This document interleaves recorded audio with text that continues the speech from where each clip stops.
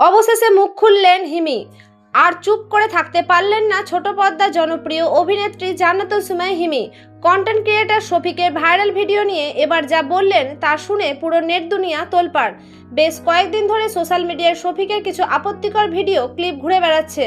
আর এই ভিডিওগুলো ভাইরাল হওয়ার পর থেকেই নেটিজেনদের মধ্যে চলছে তুমুল সমালোচনা, বইছে নিন্দার ঝড়। সাধারণ মানুষ থেকে শুরু করে তারকারা অনেকেই বিষয়টি নিয়ে কথা বলছেন, কিন্তু হিমি যেভাবে সরাসরি ক্ষোভ উগরে দিলেন তা কেউ ভাবতেই পারেনি। শফিকের এই কর্মকাণ্ড দেখে আর চুপ থাকতে না পেরে হিমি সরাসরি তাকে বাজে ছেলে বলে আখ্যা দিয়েছেন। তিনি তীব্র ক্ষোভ প্রকাশ করে বলেন, যেভাবে সে চলছে তা কোনোভাবে মেনে নেওয়া যায় না।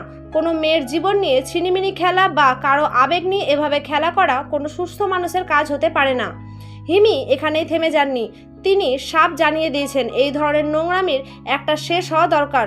সমাজ এবং সোশ্যাল মিডিয়াকে বাঁচাতে শফিকের বিরুদ্ধে কঠোর আইনি বা সামাজিক পদক্ষেপ নেওয়া অত্যন্ত জরুরি। তবে এই নেটিজেনদের একাংশের ধারণা এটি কোনো নতুন নাটক বা শর্ট ফিল্মের প্রমোশনের অংশ হতে পারে। হিমির এই কড়া জবাবকে আপনারা কিভাবে দেখছেন? এটা কি আসলেই বাস্তব কোনো ঘটনা, নাকি নতুন কোনো নাটকের সস্তা পাবলিসিটি? আপনার মূল্যবান মতামত কমেন্ট বক্সে জানান। আর আমাদের নিত্য নতুন সব ভাইরাল খবরের আপডেট পেতে এখনই আমাদের চ্যানেলটি সাবস্ক্রাইব করে রাখুন। ধন্যবাদ।